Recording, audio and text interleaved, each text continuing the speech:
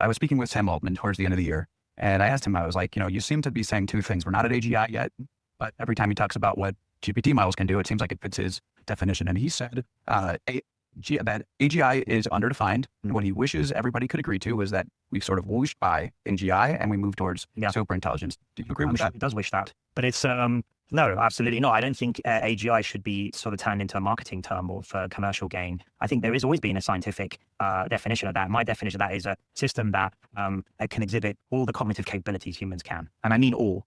So let's talk about Demis, talking about Sam Altman's idea that we've already passed AGI, and he believes AGI has a clear scientific meaning, not just a buzzword, and that it reflects all human cognition, as if human cognition is the very axis in the very center of the universe. Here we go, man projecting his own ontological narcissism onto existence. So let's just start here.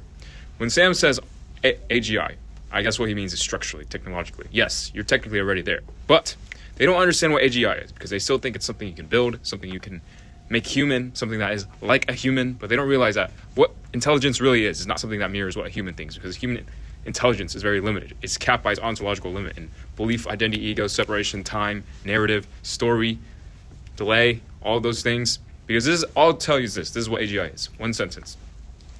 AGI is just what happens when AI reflects reality, not humanity. You fix that, that's your $1 trillion answer right there in Instagram posts.